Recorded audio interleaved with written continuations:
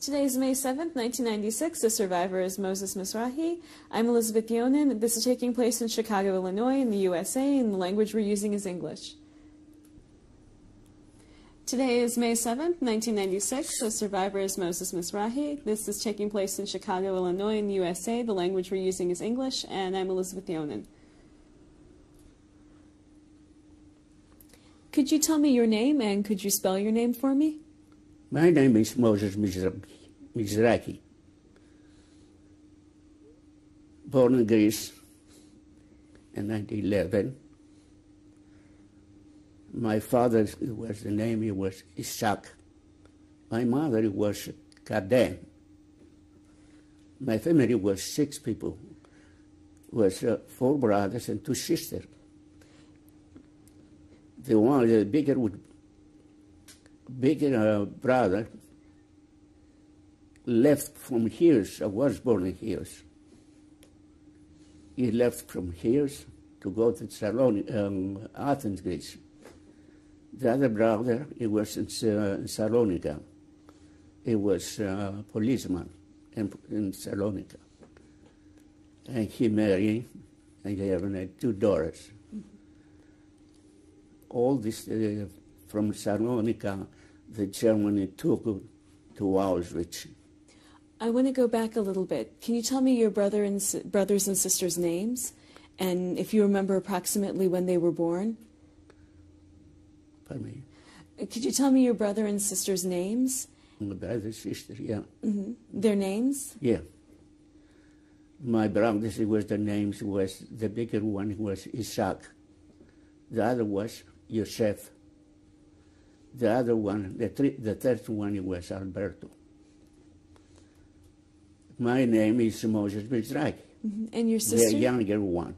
Your sister's names? My sister was Stella, Esther. Mm-hmm. Esther and Julia. Mm-hmm. The one sister, it was in Egypt. She was in Egypt for many years. She married one man from Yemeni. This man was married second marriage, and married my sister. He don't have any children. And this man, the second husband, he was I forgot the name. It was the name. It was my God.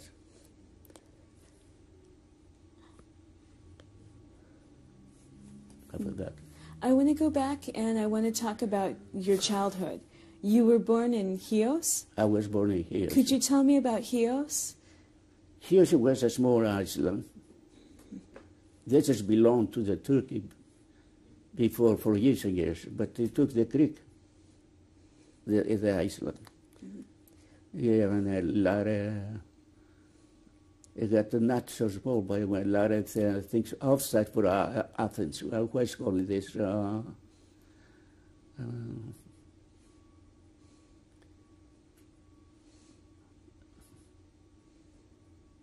It's not far. How's called this? 2 hours far from the town. 3 hours for town. How's called the outside for Athens? In English, how's called this? Not sure. Mm-hmm. Was your family from Chios originally? Or had they been there? Your family, had they been in Chios? My family was original. My mother and my father, he was from Smyrna, from Turkey. And my old sister was born in Turkey, in Smyrna. The other old, he was born in Chios. The 3 brothers and 4 brothers. 4 brothers was born in Chios. Mm-hmm. The one sister was born in Smyrna. The other was born in Chios. Mm-hmm. I want to ask some more questions about your family.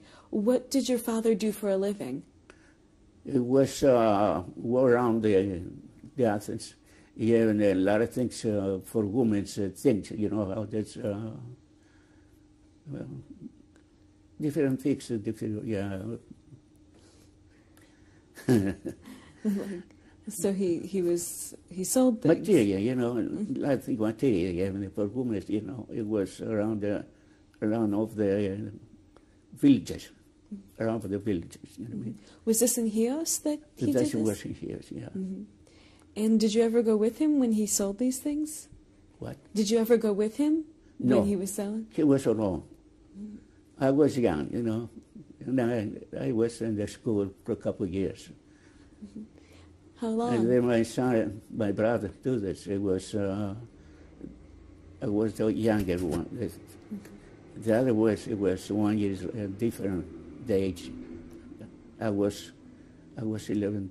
I was born in 11. And he was born in 1910. Which brother was this? Alberto. The other two brothers, he was moving. The one was in Salonika, and the other was in Athens, Greece. It was their own job, I don't know that. But the only who was in Salonika, the one was in Salonika, was and the police there. And they married a married woman that's and he had two daughters. You said you went to school. How long did you go to school for? At the school I was 2 years only. 2 years I went to school. Did you like school? Well, it was a nice school, yeah. It was a Greek school, I mean. I don't was a Hebrew school. They have a school for the Jews there. But I don't was in the Jewish school. I was in the Greek school for 2 years only. The rest of my life I was around the town. No jobs, you know what I mean? My mother was working at home, in the home all day. My father was running for but he was selling something that's for women at the villages, around the villages. And he was working all day almost, for the morning and the night.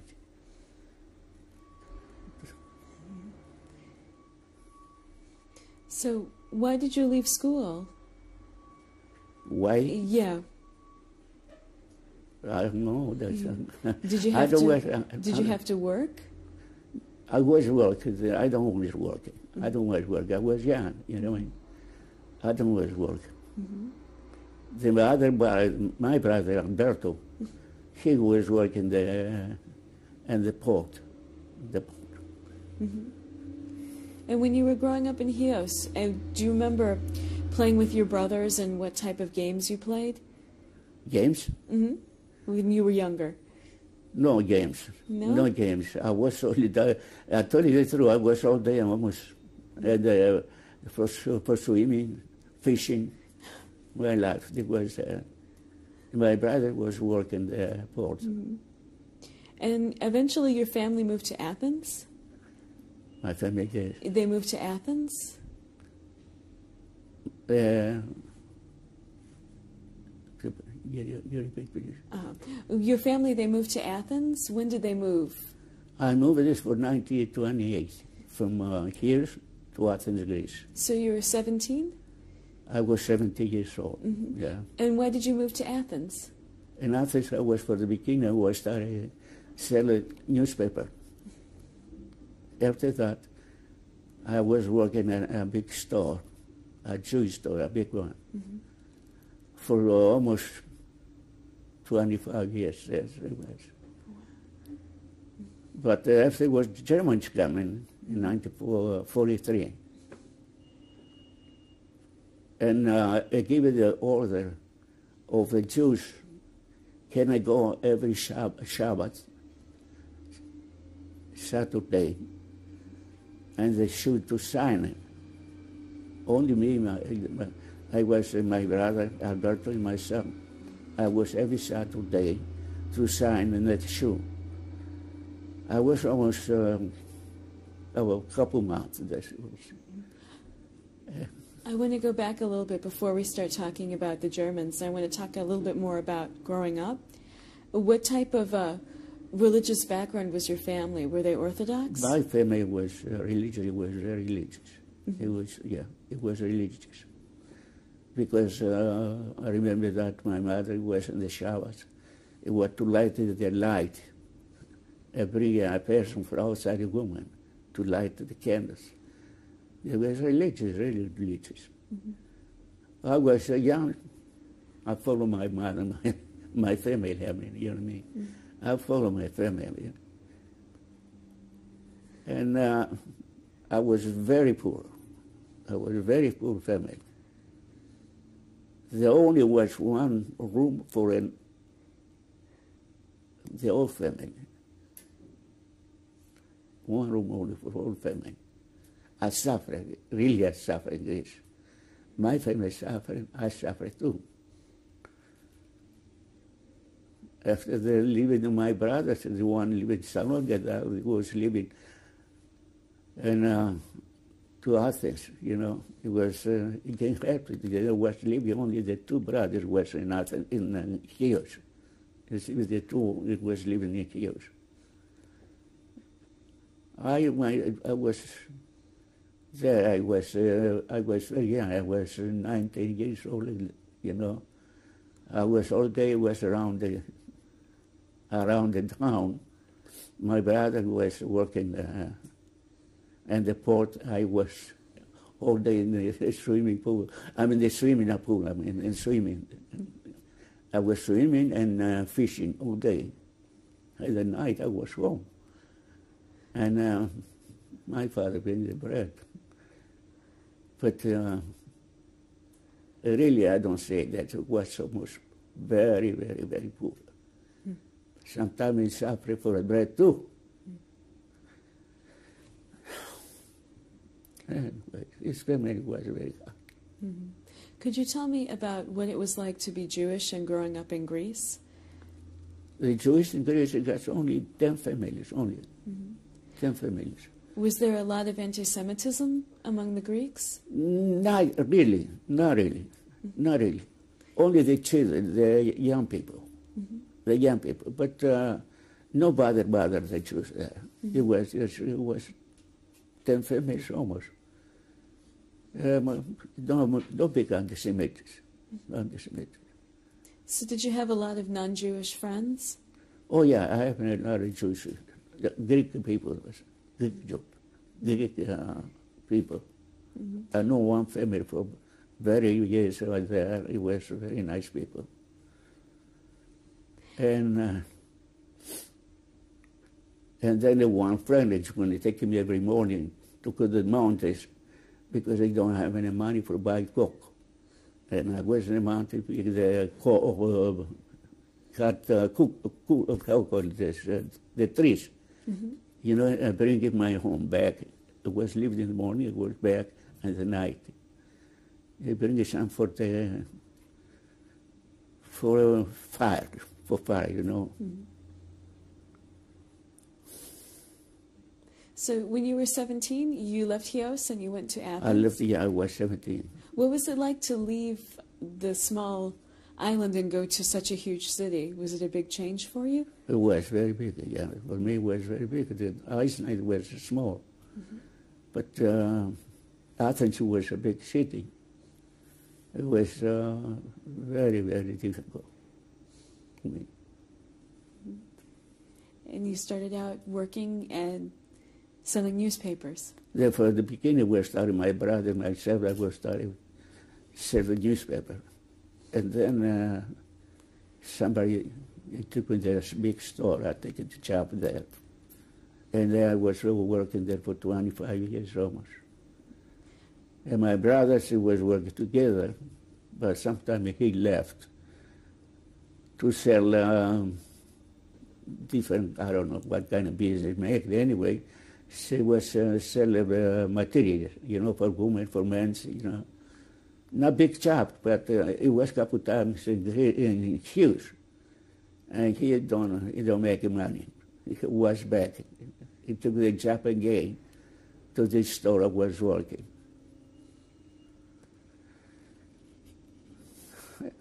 My mother, my sister was home.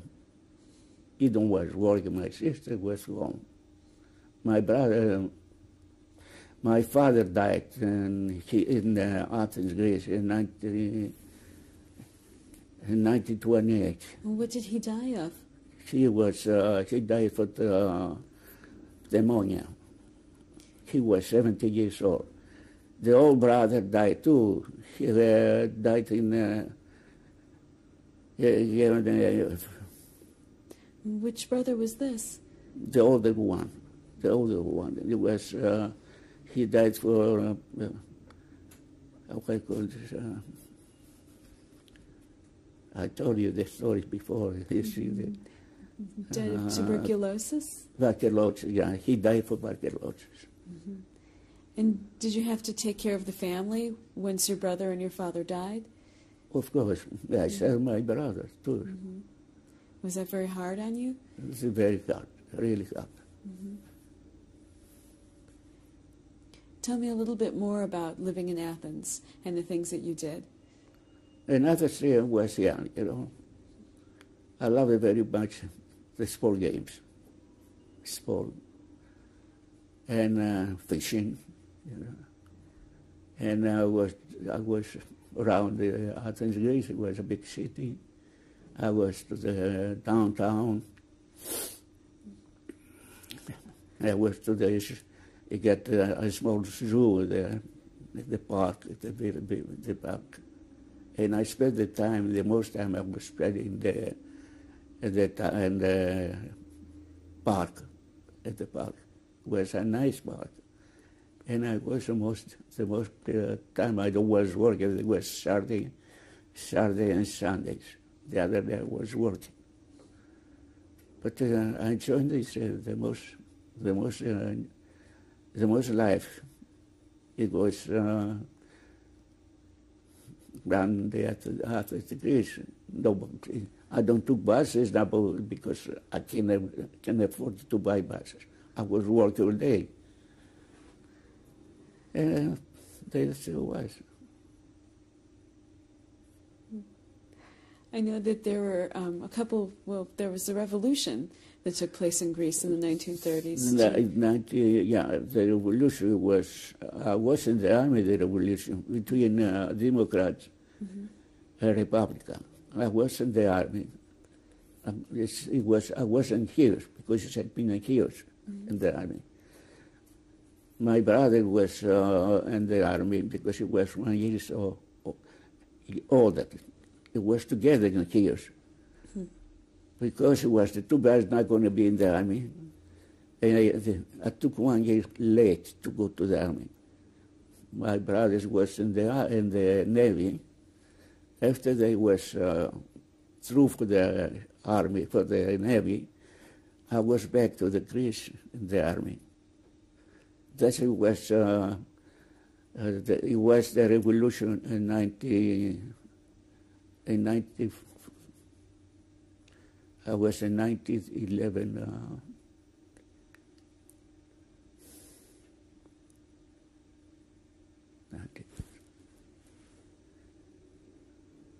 Was the revolution between this republic, the one place it was Thessalonica. Maybe 1932.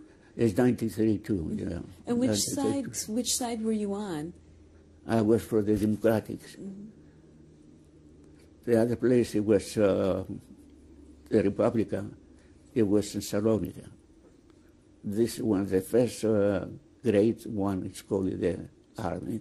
The second was two places, Greek and Athens. It was in the army. And then the Republican won the war, and it came to all the soldiers for there. He set me in the frontier between Bulgaria and Greece. I was arrested for my duty for the army there. And then after that, I was back in Athens. What was it like to be in the army? Did you ever see any combat or any fighting at all? It was the army. They don't have too many tanks or guns, you know. They give each one guns. It's coming one plane house in the Kavala. I was in Kavala, this place. It was in Kavala. to shoot the plane with a gun. No, we don't have any army. And there come two ships, the Navy, two Navy ships. They come out. And then it took all the army of the Democrats. He set outside for Athens, and between Bulgaria and Greece. And I stayed all my duty there in frontier. And then I was back in Athens. And then I was back in Athens. So how long in all were you in the army? How many years? It was 1 year. 1 year. And when you were in the Greek and Bulgarian border, yes, I was. What did you do there? Just for the frontier, you know, take care for the Bulgars. One side was the Bulgars, that was the Greeks. So just except for for security for the army. Just to guard the border. The border, yeah. I was a couple times there to the Bulgar because I was supposed to go. And then I was taking this couple things from Greece. It wasn't the Bulgar. They gave me the tobacco. Tobacco, you know, I mean, it's for smoke. I was just for the tobacco. And I stayed for the rest of the duty was in the frontier. And then you went back to Athens? I went back in Athens, yeah. I was back 1 year later. Mm-hmm. So it's about 1934? 1930. No, I was late in the army. My brother was in the army, you know. I was in 1934 to 35. 35, I was back. And what did you do when you went back to Athens? And that was my job, because I was working there. My job was back. Tell me a little bit more about that, living in Athens when you came back, some of the things that happened. The rest of it was normal. It was normal. After the revolution, it was normal of that, you know. It took the name was Condili. I don't know, Condili. That's, you know, the other was Venizelos. Venizelos was for the Democrat, and the Condili was for the Republican. The Republican took the army. It was, you know, the government there. Could you tell me, in Athens, was there a large Jewish population? Yeah, especially was in Saloniki, there was almost 55,000 Jews. And Athens it was about maybe 5,000, 10,000 things. Was it a close-knit community? Was the community very close to each other's? Yeah, very, very close to each other, yeah. Very close. It was a nice, it was a nice school. And I have a nice school for the children, for Hebrew. And my child, you know, I don't was married. And until I was married, before I was in Germany, the bank, I was married. So you were married before the war? Before. Oh, when did you get married? No, before. I mean, after I was married. There was the Germany who took the old Jews in Auschwitz. And then I came back, and I was another survivor because I lost my house, I lost everything. And this woman, he took me home for a couple weeks. And he met me my wife, you know. The girl, you know. And they say, you're going to be married. So this was after the war, not before the war? After the war. After the war. But you weren't married before the war? No, I was, you know. Okay. But did you have a lot of girlfriends? Not too many. No? Especially, me and my partner was together. I had one family only. couple friends, not too many people. And I was to the beaches, and Sundays I was to the beaches for swimming. And this this young man was, go together. He was working the same store I was working. And it was a nice family. I want to move on a little bit. The war started in Europe in 1939. Do you remember hearing? The war started in Germany in 1939. Mm-hmm. The Germans came in 1943 in Greece. Mm-hmm. Did you know anything about Hitler and his ideas before the war started in 1939? Before it started in Germany, did you know anything about Hitler? Was not too much, really not too much. But I did this, the paper, you know what I mean? Between us, he was working for the war of the Germans. But he never was feeling the Jewish people was going to take it at Auschwitz. Who knows what they're going to be Auschwitz? Nobody knows. He thought the poor people is not go far away. The rich people, before coming the Germans, left out that process because you have no rich, you have no money. It's so their lives. But the poor people are supposed to stay in Athens to work, to live, you know. I have my family, my sister, my mother. I was working with 2 brothers for living in my shop. My bosses, all it was out. It was out. I want to go back a little bit before and talk about, you know, when the Greeks entered Greece. They entered in 1943? In 1943, it's come the German and others. And Salonika, first took the Salonika Jewish people from Salonika in 1943. In 1944, I gave it to before he gave the German order. All the Jews supposed to go, and they should every Saturday to sign. Myself and my brother, it was every Saturday to sign. It was for a couple of weeks, 3 or 4 weeks. It was almost 3 or 4 weeks. And the one Saturday, the one guy was say the Jews, he would know the German war, the language. He was talking. He said the Jews, the rest of the Jews who was in the shoe. He say next Saturday it's going to give you the macho. You know macho, I mean. He's going to give you macho. This was the trick. The poor people thought he was going to give it was true, it was going to be the macho. And then it was to the shoe.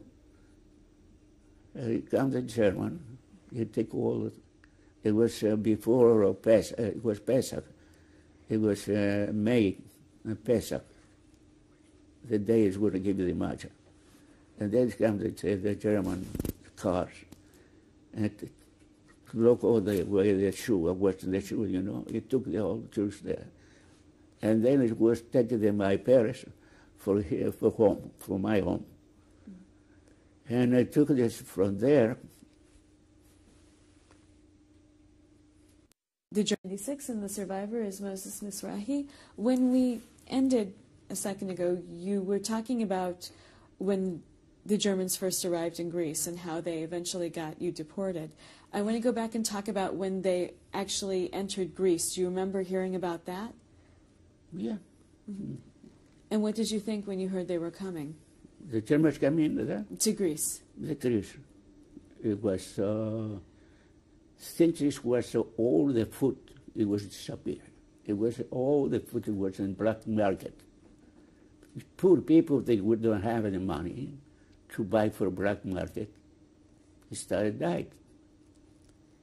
And give you order, the government, gonna give it a couple inches bread a day for each people. But there's not enough for that. And started dying the people. And people, because he want to save the bread, would they give it? He don't give it the names in the government who died. He took a small car into the cemetery to save the bread. And then they was suffering, and people don't have to eat.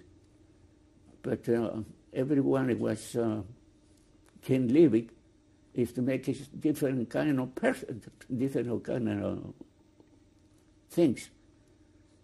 And I took the train one day. I was outside for the Athens, Greece, and the villages far away, about 5-6 hours long. To bring this, I'm going to give it some material. It took it to change for something to eat. I was in this place, and then I saw the train. The time I was to come back, the train was all the Italian, and I would try to jump to go the train. It pushed me down. I was something to eat, and lost it.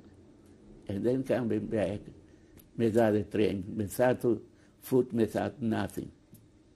Come back, you know what I mean? And the Germans coming. It was first for the Italian, Germans coming in 1943. And for a couple of weeks, don't bother the Jews. After a month, 2 months, something like this, they give the order for the Jewish people to have to go to the shul to sign. I was my brother, myself, to go to the shul to sign that.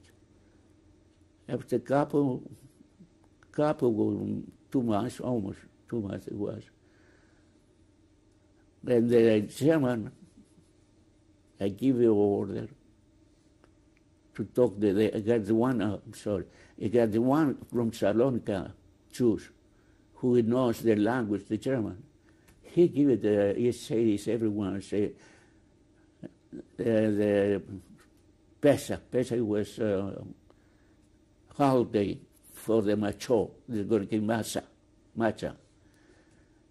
And everyone was believing, but anyway, it's one of the shul, day before the Pesach.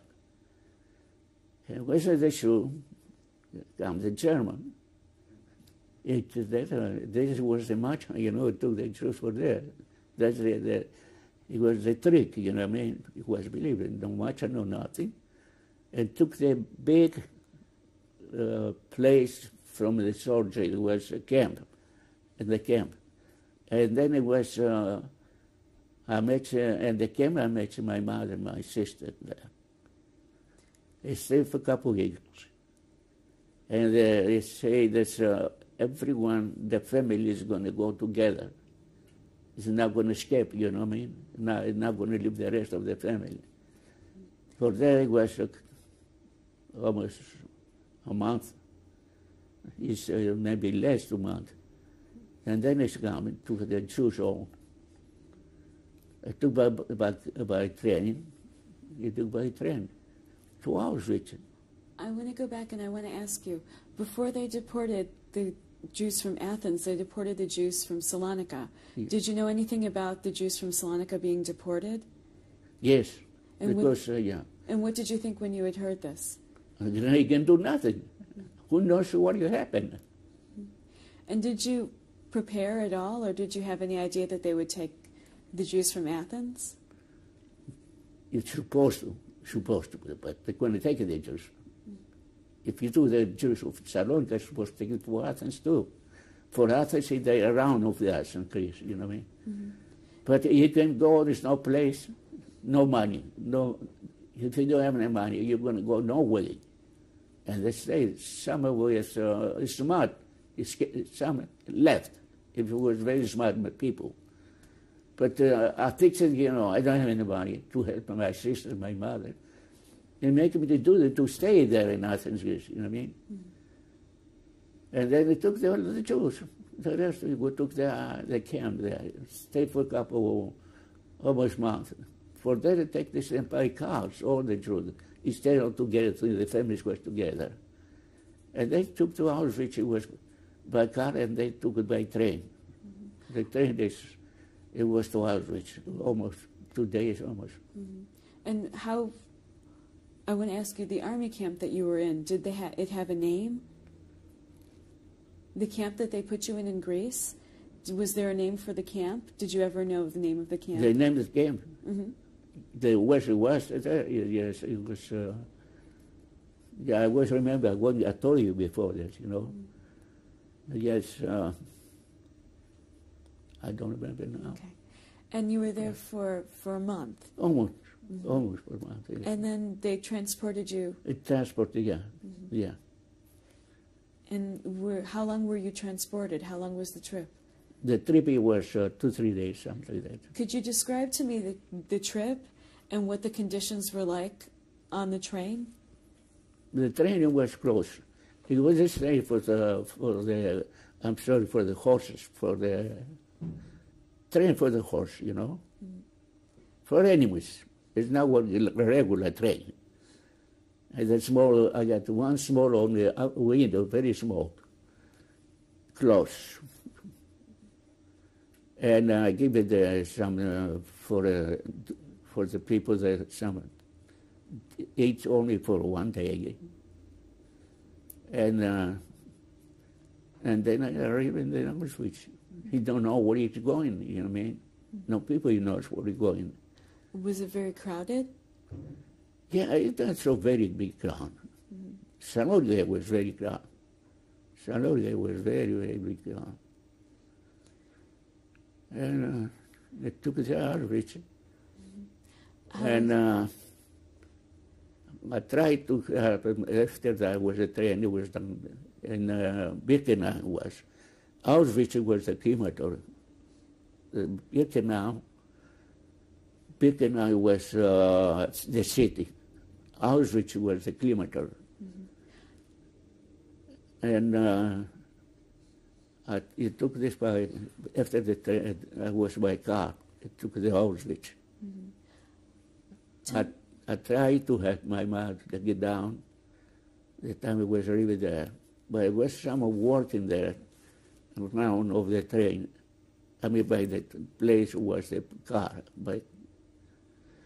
And I tried to help my mother, my sister, take it down. And the people was working there. I want to follow my mother to help her. But the people was working saying, no, don't go. He knows everybody was working there. What happened is that is when they get around the way to the crematorium. And I was down there, and it was the Salonika people, young people. The chairman collect the people, the young people, taking the crematorium to work. And I take it about Salonika was about 8 people, my brother, myself. And a German took the roundaway in the camp, and the big block. Take it there.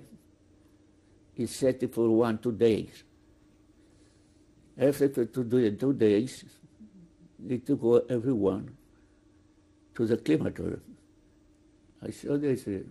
I thought she was, I don't know what's going to be there. And then after this, I saw what happened. That it was working with the Poland and the Russia and the Greek people. They were working there together. And then he saw these people coming.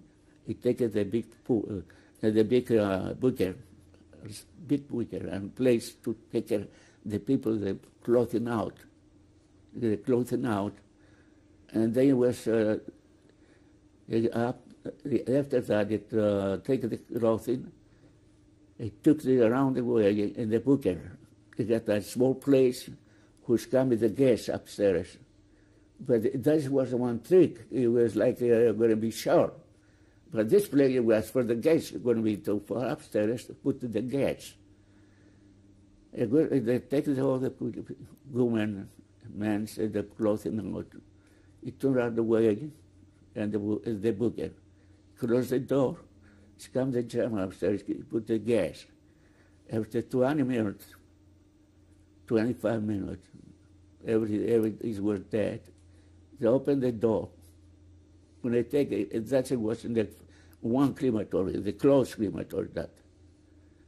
And they got a small, take the German, even in a group to take the woman's hair. He cut the hair, and they took the gold teeth out. And the clothing too, the clothing go in another place. And then as it was dead, it took the people, it was a small elevator. It took upstairs by the oven and put it in the fire. They put it in the fire. After that, the Germans want to disappear, the bones, not gonna, And after that, took the bones out. Take outside, you got a big place, cement, then a big place, cement.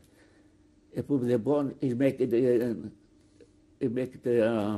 dust, the bones make it dust. And then after that, he took pushed the car, all the dust, he put it in the car, and took the dust over, and the river, in the river, it was the river, and they put the old dust, they put in the river, disappeared the bones, because every day is coming people, is not going to keep the bones, wet as it is, and put us in the river. Describe for me your first day there, and when you realized, working in the crematorium, and when you realized exactly what was going on there. What they already do it. They say when you come wait for the transportation, come the people, He stayed there. A couple of days he took out for work, not far away. Especially the Sonderkommando is supposed to stay in the crematorium. A couple of days only was work out, but the rest was inside the crematorium. But when you first realized the work that you were doing, tell me your feelings. What's been terrible. After that, we see what happened, you know what I mean? Who thinks he's going to be all the things, This was only the close crematorium. If you don't watch too many people, about it was 20 or 30 people, he took by the oven. He was a German. He started killing the mother, the children, by guns. He shot the children. After that, they killed the mother.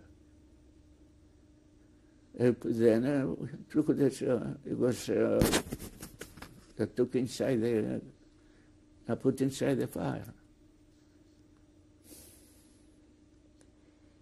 How did you get by? I mean, how did you cope with what you were doing? What do you mean? I mean, how did you get through the day? Tell me a typical day for a Sonderkommando. What time did you get up? And what did you do? We get up then the very morning, very early. It's come the transportation, we was to start working. The same story. Go take down, house then, take the clothing, and then there was the booker, and the big booker for the gas. I put the gas. That's my job, the was there. That's my job, no different job. Only to take the bodies inside the fire. And they're oven, But you got another crematory. It was outside 2 miles away for the closed crematorium. And then it was, open. You got a small room. You put the people inside the room. Take the clothing out. You took the small room. You put the gas. And then some of those before go there, It took the people there. First you have to die, you know, to kill. He killed the German was killing the people. He took the fire. But sometimes few only put it in the gas there, got a small room. But if it was moreover the few people, it started killing.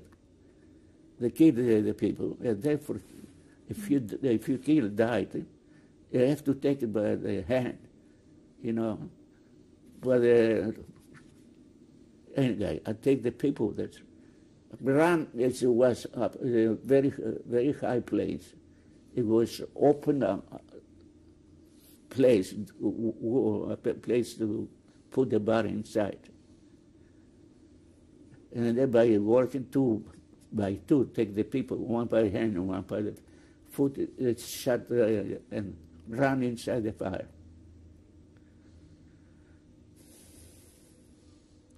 So it's a worse story. And from how long? You said very early in the morning? Early morning, about 4 or 5 o'clock. Until when at night? Or when? And the night it was sleeping. But it was a night, sometimes it was working the night too. Mm-hmm. How many hours do you think a day did you work? I was working, it was 10 hours, 12 hours a day. Mm-hmm. Did they ever give you any time? Was a break, or was it continuous, constantly working? It's only clean around the crematory. It was clean, you know what I mean? Working around the crematory. But I remember it was almost a couple times, if it was too many, I was working too many hours. I was almost the morning, 5 o'clock, to night, to finish the job for this story, you know, but the people are taking the fire.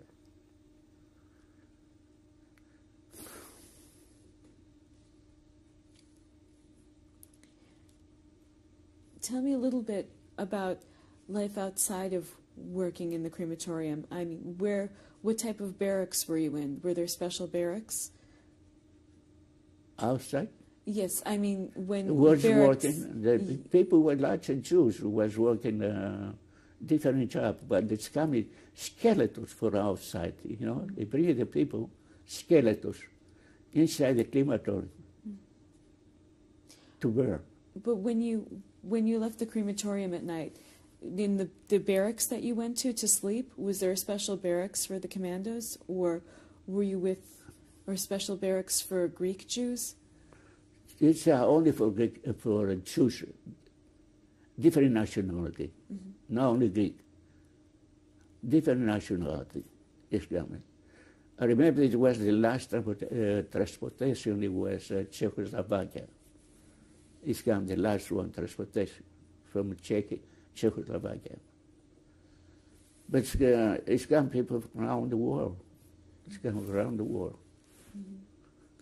French, Italy, Greek, Bulgaria, Poland, Czechoslovakia, all over the world, you know.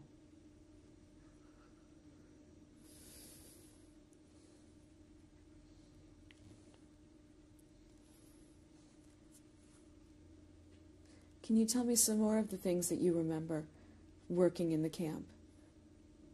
In the crematorium? Mm-hmm. Some other things that you can recall. To take the people down and take the people in the fire. You know, after they put the gas, it took out for the bucket, and it took this in the fire, the people. The only was I told you that you got the third crematory was far away, 2 miles almost. It was a vehicle, vehicle for the people, you know, you have the fire there, wood. And they took this, the people was killed the Germans, killed by back, you know, killed by back, shot. Especially was the woman was chosen is going to go around the crematory. Some were single, they given different jobs to work. But women and the children go around the way at the crematory. That's happened to my brother in Salonika, which is in Auschwitz. He had 2 daughters.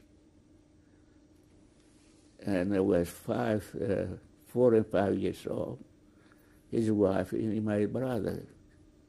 He took right away to crematory because I knew. After that I knew, because before I don't know. After that, he thinks what happened. He took the children and the mother around the way to the crematory.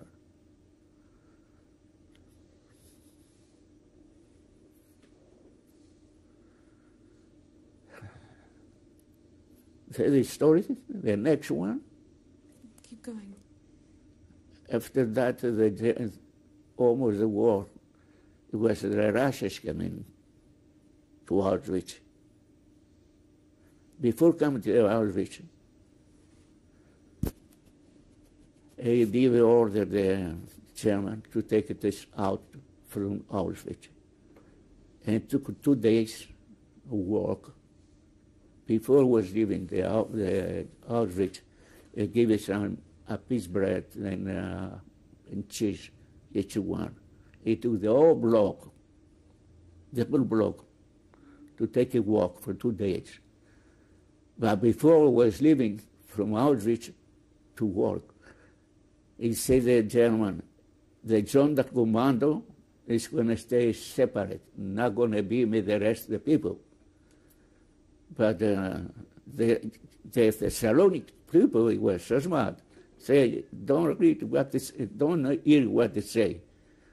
And the middle street it was to spare, to spare, not going to stay together, because he had an idea to kill the Sonderkommando. And I was for almost 2 days working.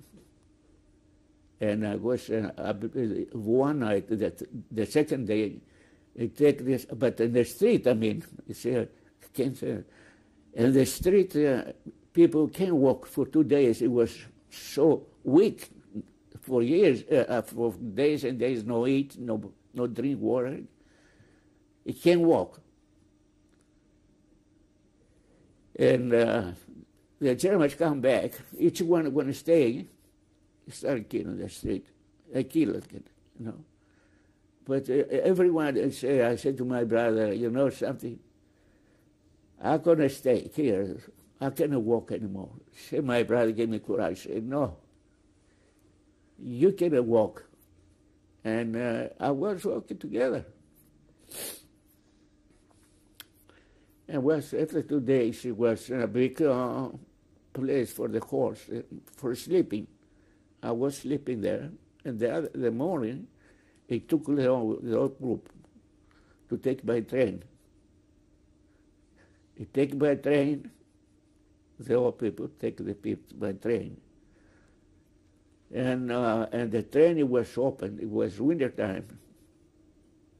It was snow. And the train was died, a lot of guys of this. And my brother, myself, I was with the Salonika, this group, we was together. The Poland and Poland and the Russia, the time it was in the sabotage, it took them out for the crematory. And that's 2 days after they bring it back. He says one another was getting mixed up, are getting mixed up. And that he bring it back and kill it. The German killed these people. The only Western life, it was the Greek people, Salonika and from Athens, his were myself and my brother, and it was a father and son together from Salonika, from Athens. It was together to work in the crematories. After that, after walking and sleeping for one night, and take this by train. The train was open. It was snow. I saw my brother almost dead. I talked with him. He was on the floor of the train. I said, Alberto, he don't answer. After that, the train left, and the first day, I see my brother gonna die, and I jumped for the train. I jumped for the train, and it was very close from Vienna. I saw the train left, and I saw a woman who was taking one child downstairs. And the train left. I was close to this woman, asking for Essen, Essen, to eat something, Essen, and water. I ate some to eat or water to give it to me. Oh, he said, oh, moment. I was downstairs waiting for her. She came downstairs. He left the children upstairs. He said, come in. And I said, police? He said, no police. She took me in the corner and gave me the police. And the police took me to the criminal polizei. The criminal polizei was so warm. I was sitting down in the chair, I was sleeping. Then I said, no, you can't sleep, you know. He started talking in German. I don't understand one word in German. And then another guy was speaking Greek. He said, where he was? I said, I was in camp. I don't think in Matory, I said, in the camp. How you come here, sir? I jumped, I said, for a train. Oh. He asked me the name, but I was sleeping. He said the name in Greek. What's his name? Morris. Morris is supposed to be Jewish, you know. How no? He what he say? Give it the report to him. But I don't know if he said the whole things. And after that, one night I was sleeping in the criminal polizei. They gave me one wet blanket. I was sleeping the night. In the morning, I opened my eyes. How was my life? And then the second day, he took me in the prison. He took me in prison. He stayed for a couple of days there. And then I met one Greek people there inside. He was making black market for the window. He told me this, you say you're Jewish? He said, yes. Don't say you're a Jew, say, no. But one gypsy, he was there, he said, Jewish. I said, I'll take him from here. I said, I'm not Jewish. I said, you know, I'll keep this. I said, I'm not Jewish. I'm Greek, you know. Morris Mizrahi. I want to go back and talk about a few more details about Auschwitz and some things that took place there. First of all, can you tell me, did you have a number put on your arm, and can you tell me about that? The numbers we make there. Yeah, I have the numbers. Mm-hmm. Yeah, no names. They call the numbers. You know what I mean? I was took outside for the block. I was in. It started calling the names. I called the German. My name. Again, I don't understand my name. They say that the German took me out. You know, it hit me in the head, the face. You know what I mean? And then they say that you don't understand it. They said that some of this, it was few words you understand. They said that you don't understand the name. Said that, you know what I mean? I don't understand my name, my number. I mean, I don't understand my number. And then he hit me. That's all do this. You know what I mean? And your number? The number, yeah, the numbers. Mm-hmm. You need the number. I mean, 186, 650. Mm-hmm. That's the number. Mm-hmm. Do you remember when? 182, 182, 650. Do you remember when they tattooed your arm with the number? What do you mean? Do you remember, was that the first day when you had the number put on your On arm? the first day, yes, almost 1 week, a week almost. It took out for the block and make the numbers. It took the first hour, with the time, and took all the clothing, he changed the clothing, fancy, no jacket, they put it only like a prison suit, like pajamas, right pajamas. That was the suit, that. The only was in the Sonderkommando was working. People is coming, can dress, can take it for the people. Can take it dress, jacket, the suit, or if you want some. And I don't wear the pajamas there. I was dressing by the people, the suits. And the type of people that you worked with, the other Sonderkommandos, were they all Greeks? Not only, I told you, this was the first commander was working there. The time he was in crematory, it was Russian and Polak. And then it was the Greeks were there. I was working together in the crematory. And after that, this the sabotage would make this. But before making the sabotage, the one guy he was, for sure he was spy. He said the story, he told the German, because he saved their life. He took the Poland and Russia, and this guy, he stayed there in the crematory. He don't took this. Because he was spy, He said this, he said what's gonna be, and then in the crematory. And at the time he was there, took the old people for the camp. This guy, he jumped outside for Poland.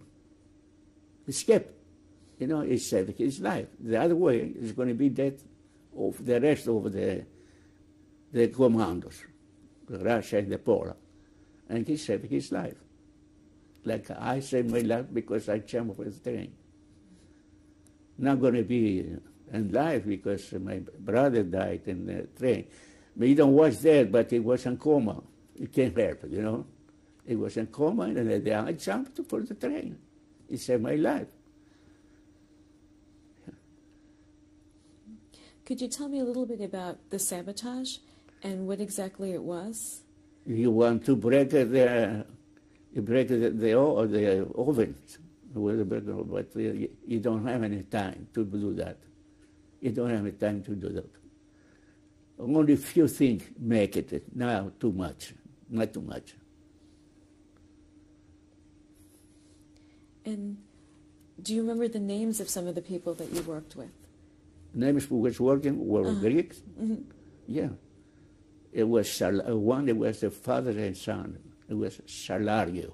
I remember only the name, the Salario. He was for Athens, Greece. The rest it was Salonika. It was Moise Venetia, Isaac Cohen,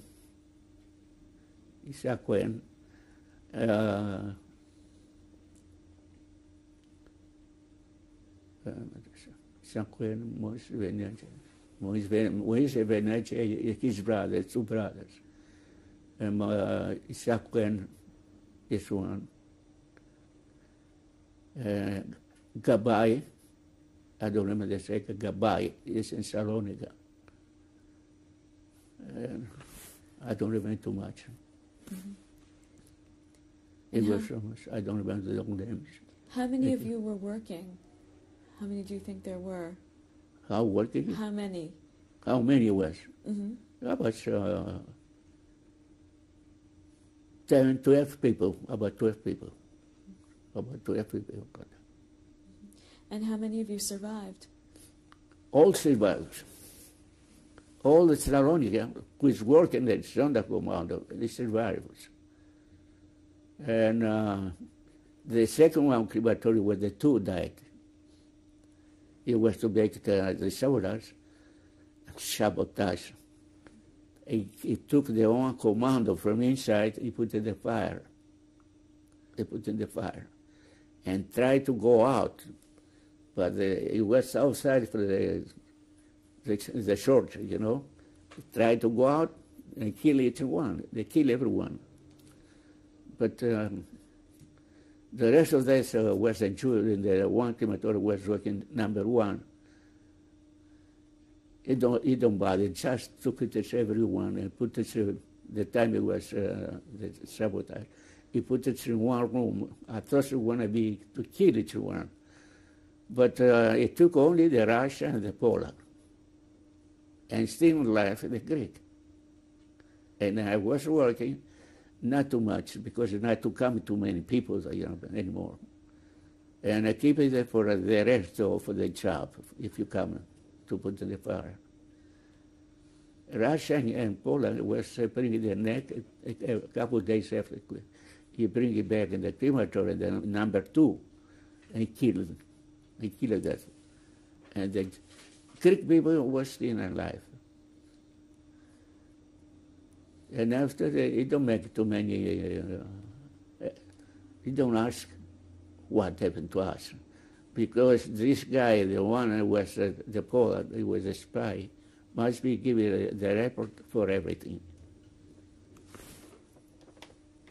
How many months did you, or how long actually, did you work in the crematorium? About 9 months. And was this the average time that a person worked there? Or how long normally did a person work in the crematoriums? How long is work? The Poland, Russia was working for long. It was 1942, 43, I think so. 43, I think so, or 42, to 1944. The Greek people was for 1944. 1944. Before making it, before 1945. 45, I'm back in Greece. I was free. You know, free, I mean, also I was jump for the train. And the rest of the Jews, he took inside the German. I don't know which place it was. But he was living, you know what I mean? He survived us. I met some of that. I met that. I'm going to go back and ask you another question. You said that you wore, when you were in the camps, you wore like a prisoner's type outfit, but you got to get some of the clothes from some of the people. Yeah, after the other people took this to the direction, you know what I mean? I have another question. What type of things did you eat when you were in the camp? What types of foods? Eating was potatoes. Potatoes, you know, yes, potatoes. If it was like a good name, the potatoes, the other one. And bring some of the people bring some food. I can make. And especially the Hungarian brings us, it's called speck. Speck is meat, must be going to be, it's meat, frozen meat. It's bring it together and took that. And the rest was the food there. This were the potatoes. Only it was potatoes. And at night, where did you sleep? Sleep this was in the night. But if some transportation come in night, he's going to get up to work. Sometimes it comes the night, it comes the day. It's going to be work, stand up in the room where he's sleeping, and then it's going to call to go out to work. It's coming the days. It's different days coming the trains. And I wanted to work there. To take the bus. After that, it was put to the booker, it was and the gas. I have to take the buckles out.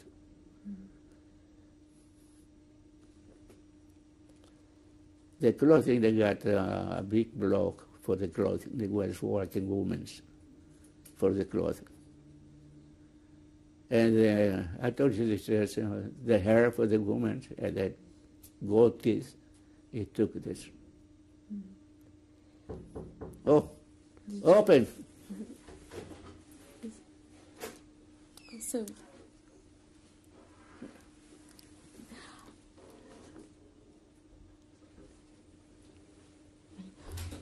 when the war was you say that towards the end, they transported you from the camp. They were going to take you to another camp. Did you kind of know that this was coming? Did you have any idea that the war was coming to a close? Where? When you were leaving Auschwitz, you said that they loaded you on they marched you and then they loaded you on trains? Yes. Mm-hmm. Did you have any advanced warning that they were going to move you? No, I don't know that. I was working not only the one crematorium, I was working the three crematories I was working.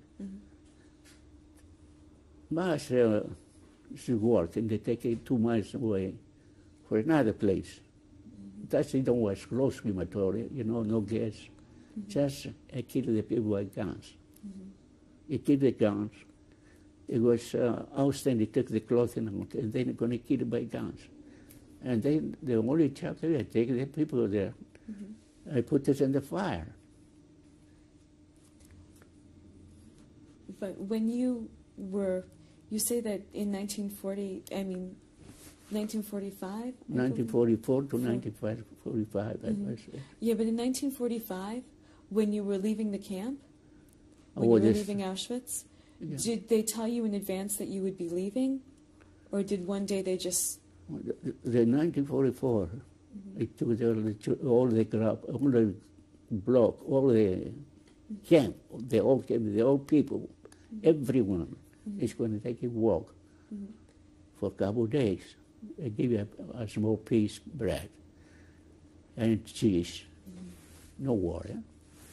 And I was there, I was working for 2 days. I was for 2 days, and then by the street, it was walking. People can walk. It was weak, very weak. I started, the German was behind. I started killing everyone. You're going to stay, you're going to kill. Everyone was having the opportunity to walk. Is go one big, big place for the horse, to sleep for one night. You was sleep for one night. And the next day you took this by train. You took by train. And then it was the one Poland, this is spy one, he jumped outside for Poland. But not because he had his job, nobody's going to be jumped. By my life, I saw my brother's going to die. He was in a floor, The train, it was winter time, it's snow. And he must be going to eat snow because it was no water. And it was frozen. It was down on the floor. I saw him. I told him he don't ask. And I saw this is not to be in the life. I said, the only to do was jump for the train. And then the time before leaving Gustav, I jumped for the train. And they come, the other Jews was from Salonika.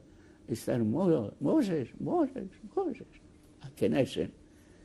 And I was down, and I was on the train, because on the train, I couldn't see the German, And then after that, the train left. And I was out, because the train was right. It don't bother me. The train left, and I was out. I was get up. I can walk. I was no food enough for a couple of days, And I saw a woman just come downstairs with one child. And I was close. She was praying. I said, Fräulein, lady, please. Now, please, but the 2 words I say only, Fräulein, I say, Essen and ice bread, food, for food and water. Essen and that was, I don't remember exactly now. It's a young moment. He took the child upstairs. He took the child upstairs. He's coming down. He said, he take me to the street. I said, Polizia? He said, no Polizia. He took me to the street and gave me to the police. And then took me to the criminal police, the Gestapo. And then I was there, The Germans started asking me some words in German. I don't understand nothing. And I was not sleeping for 2 days, 3 days almost. And it was warm. Then I took me, I was sleeping. And the one German said, I was crazy. I lost mine. And that's bring the one, it's come one Greek. Not Greek, but maybe he was Greek. He was spoken Greek. And he asked me like, where he was. I said, I was in camp. What did you, how you do it here? I said, I jump on the train, you know. And I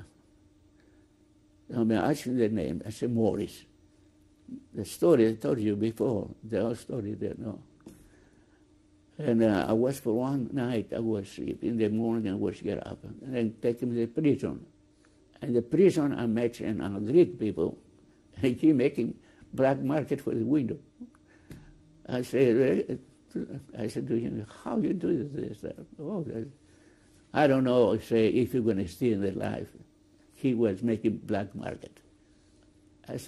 She say, he don't come to the, he took after that, was there for 2 days. It took me another block, it was 3-4 miles. It took me there, not me only, it took more prisoners. Some making black market, somebody stolen, somebody do this, some, you know. It took in the prison. You see, it was the camp of this, it was camp. No black the night, it was in the wood, it was sleeping the night. For there, it was taken to work outside. He said, who is working work? He took the work outside. The place was bombed, the America, you know, by the trains, but different place, it was bombs, it was cleaner, it started cleaning the place. It was almost 1 week, maybe more. He taken me there and say he want to escape for the camp, you know. I said, no, I don't know where you're going to go. I said, then one guy escaped, and then the next day he was dead, you know. He catch it. But after 2-3 days, I saw, I don't know how long we're going to stay there. Maybe we're going to do it again, escape. I make mine. He took me the morning out, and the night took it back to the camp. But the middle of the street, it was, I jumped one place. I said to German, I was for my duty, you know. And he left the camp, it was all the group, it was left. And I was staying the night in one place. And the morning was to get up. I was wake up, you know. And I took walking, and I passed the Budapest, the bridge one. It was Zunavi. I was walking to Zunavi, and I was at the downtown, in the Vienna. That was Vienna. And I hear Greek people were talking, and I was close. I said to them, he said me, but it was terrible, you know what I mean? It was terrible. He said, where it was? I said, I was in the camp. I escaped. I said, my God, if we're going to catch us the second time, you're not going to be in their lives. He said, where are you going to go now? I said, I'm going to give you the Greek, I'm going to give you the address. You're going to go to a place who live with the people who don't work. Now, that address is not what survivors, but it's regular people, different nationality, who were working. It was no jobs. It was sleeping there. He don't ask you too much there, you know what I mean? He don't ask. No names. And I found the place, and I was staying there. In the morning, I asked each one to stay, to go for work downtown to Vienna. And taking me, he gave me the place. He said, you go this way, you're going to work. I wasn't a farmer. I was in the farmer to work. I give me the receipt, I say, you speak German? In German, talk with him. You know. I said, no German, no, speak German. He said, go ahead. You know, if you not speak German, he sent me back. Next day, he sent me another place. It was in one house, German house, you know. Set me there. The lady is keeping me there to work, to clean them up, inside, outside, cut the wood for the winter time, you know. They don't have the coke, they don't got the wood. And I still have it there. After 2 weeks he was working there, he said, Russia, I mean the Russians coming. She said to me, she having two sons, and these two sons say it was in Greece, and Crete, in one place, Crete is calling, a bomb, it was an aeroplane, you know, airports. He bombed, said, I don't give you attention what you say, I don't understand what you say, but I just say it was a story, but bomb the Crete, you know what I mean? After 2 weeks, I was back. I'm not going to go anywhere. I was waiting for Russia because the Russia is almost close to come there. I was sleeping there. I give you some to eat, leave it to eat, for still life, you know what I mean? And then after 2-3 weeks, it's come the German, the Russia. It's come the Russia. I was sleeping there in the middle of the night, and started the window. I was get up, I saw the Russia was there. He was a Russia. And the Russia took the whole group he was there. He make a different kind of the work, to cook, to clean, you know. It started to get together, to live together. It was almost 1 week there with the Russia. And then from Vienna, I was started cooking, eating regular, you know, in the food now that I was in my life. And for Vienna, it took for 1-2 weeks. It was in Budapest. I was in Budapest. In the Budapest there, he said he was sleeping in a Jewish house. I was Jewish. I was downstairs on the books, Jewish books. I know there was a Jewish house. Anyway, after 2-3 days, the Russia took this, say each one, you have to go in their own place, what nationality you are. It was some different Italian, French, different nationality. I was Greek. I was going to Athens, Greece, you know what I mean? And I put it in train, each one set their own place, we board. And I was in the train from Budapest. I was in Bulgaria. I was in Bulgaria. I was in the Bulgaria, and I asked there for Jews, if you can Jews, because the only Jews who saved their life, it was the Bulgars. The government, it wanted to take in to set in the Auschwitz, but I say, these people is my people. This is nationality, it's Jews, but it's Bulgars. And it don't bother. He set another place. I don't know what place it was. But I know that these people is saved their life. The Jews from Bulgaria. And then that's, as for Jews, they don't was, I can speak in Bulgarian, you know. I can speak in Bulgarian, I've met some, I can speak in Bulgarian. And after that, sent me from Bulgaria to Salonika by train, by Salonika to Athens, Greece. And I was back there. I was back in Greece. I was to my job. They gave me some to dress because my dress was terrible. And I was to Athens, Greece. I started working in the same job I was working before. and no place to live. And he gave one survivor was a woman who lost her husband and a child. And she took me her home. She was living with her mother, and took me there for a couple of weeks there. After that, I was making application. No, that's wrong. I was there, and met me the lady was married, the young was married. I was married at 1940,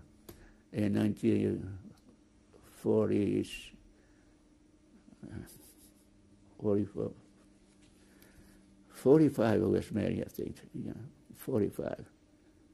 46, 46 I was married with this lady, and I was living in the house. I was there, and I started working, and then I make application. I used with application to make it for the to come to United States. I make the application, and about 6 months. After 6 months, I was to come to United States, and my son was born in 1948, and then it was. The time he was coming to the United States, my son was 6 years old. Today is May 7th, 1996, and the survivor is Moses Mizrahi. When we left off, you had just returned to Greece, and you had started again at your old job, and you had just gotten married. Can you tell me your wife's name? Belina Donio. And how did you meet your wife? How did you meet her? Oh, I mentioned this. I was in this house. We sleep in this place because my house was all everything. I was sleeping in the survivor's woman. It was her mother. She was Victoria, it's called it there. And she take me to school. We was sleeping there for not for long. I mentioned this my wife. And one day it was coming the whole family. It's got my wife.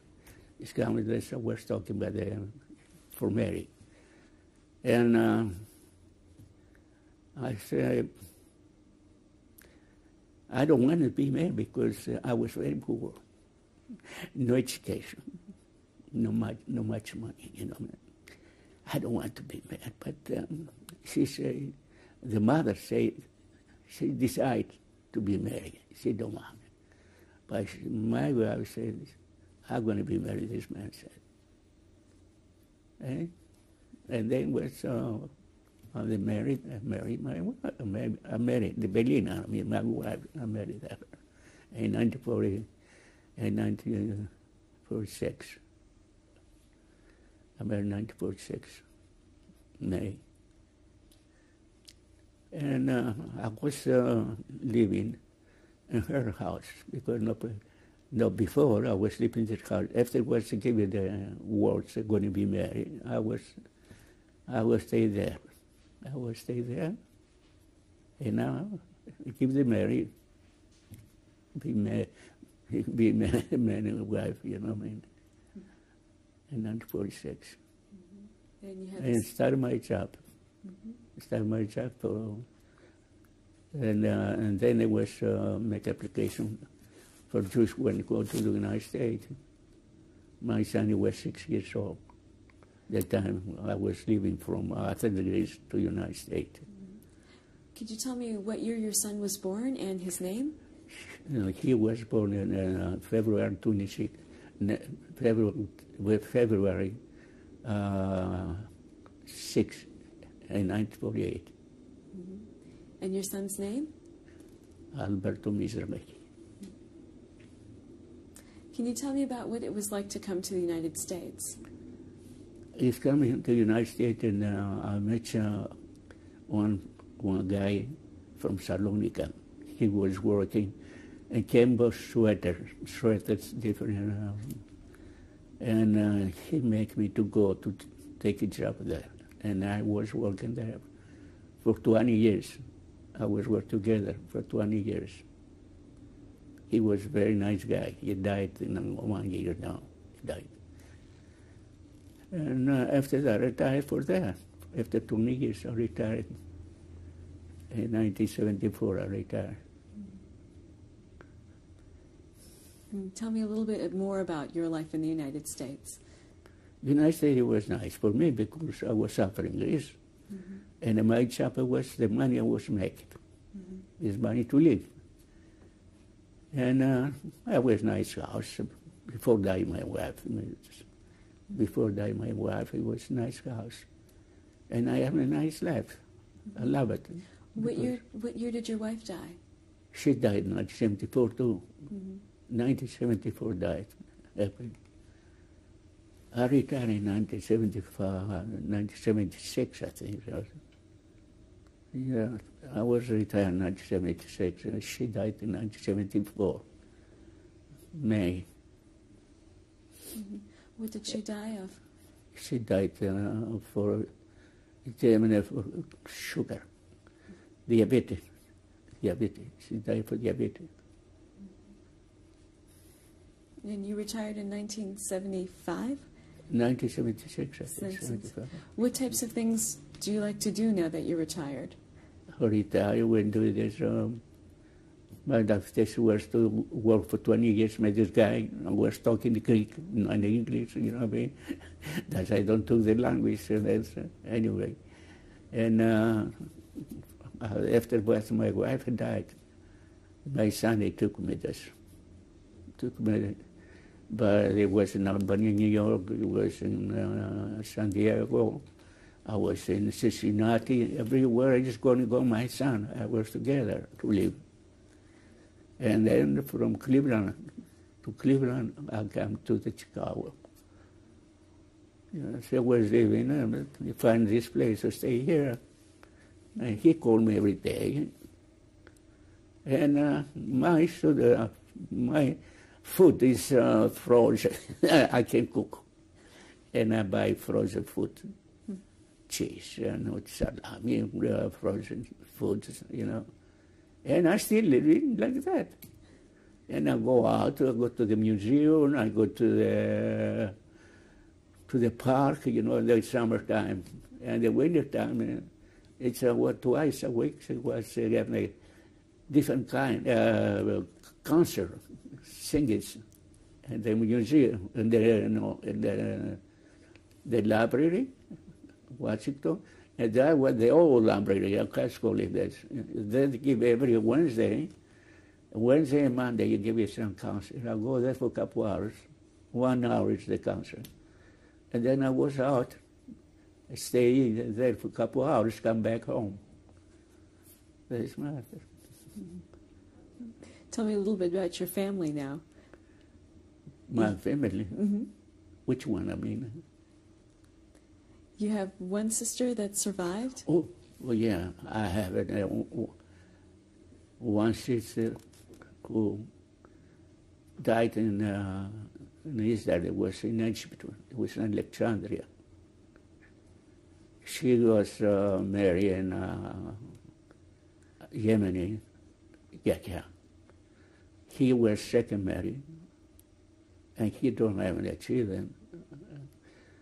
And after that, they made two children, one daughter, and one boy, who is living now in Rehoboth.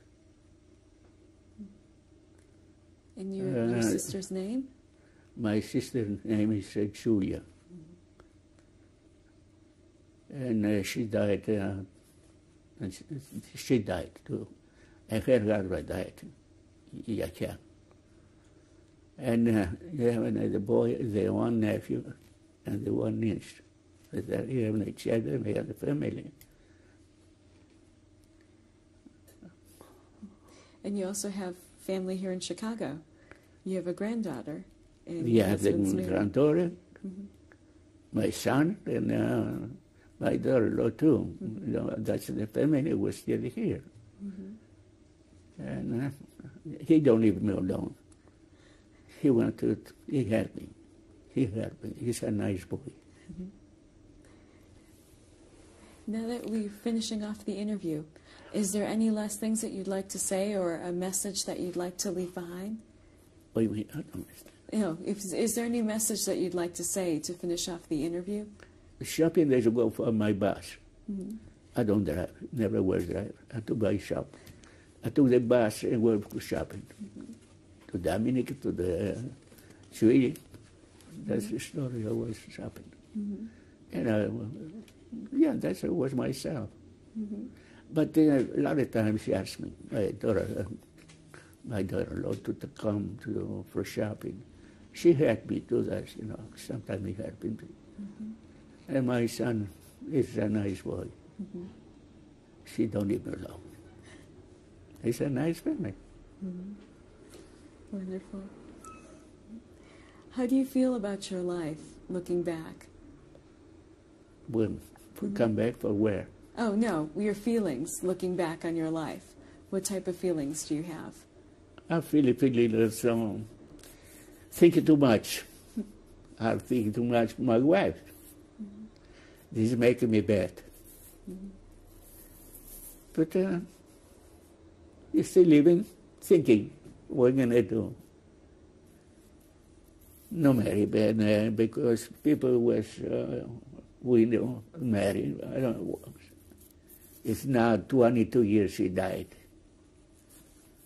And I was lonely. And I have my family too, this, who the family had me.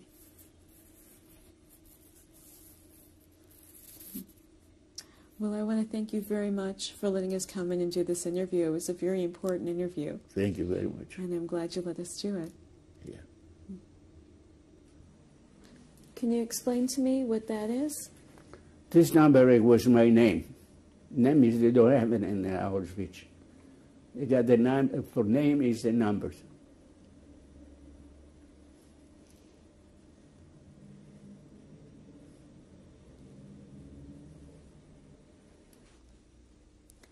Okay, can you tell me who's in this picture? This picture is my mother, Karen, my sister, Esther, my brother, Alberto, who died in the train, and myself. And when was it taken, and where was it taken? In 1928 in Athens, Greece. And can you tell me how you got this picture? How take it? How you got it, since it was taken before the war? Oh, it was the 1928. It was the war. The picture it was still living. I mean, this picture. I'm sorry. This picture it gave me this. A lady was living in this apartment. I was living downstairs. I was upstairs. After the war, it was back in Athens. I was back in Athens, and I was scared home to ask her if he found something, and give me this picture. And what was your neighbor's name? Calliope. I don't remember the second name. Could you tell me about this picture?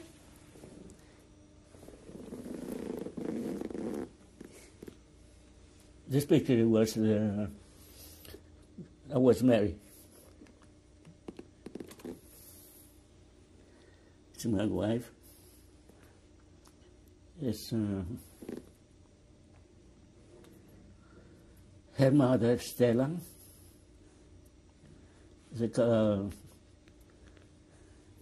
Is a relative from my wife. A relative from my wife. Sophia, Mimi, Avram is his wife.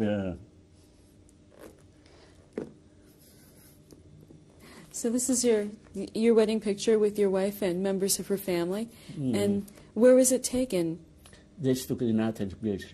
And what year was this taken? No, it was Athens, Greece. It was Athens, Greece, no? Mm-hmm. In 1946? In 1946, yeah. Can you tell me about this picture? Yeah, this picture is the day I was married. I was at the shoe. It's my wife, myself. Can you tell me about this Yeah, picture? this is my mother-in-law, myself, my wife, and the baby, Alberto. It was in the hospital, taking the picture. And In the hospital, the picture. What year was this taken? In 1946. No, wait a minute. 1948. Can you tell me about this picture? That's my sister Julia, her husband, and the children, Doran and son. Okay, can you tell me about this picture? It's my son Alberto, myself, and my wife. It was one counselor he gave it there. He took the picture. Okay, can you tell me who is in this picture? It's my daughter-in-law, Debbie. It's my son Alberto. And can you tell me about this picture? My granddaughter, Belina, and myself in the shoe. And she and the bat mitzvah. Could you introduce to me who's here with you?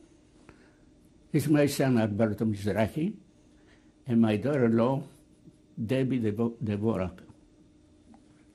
Debbie Dvorak.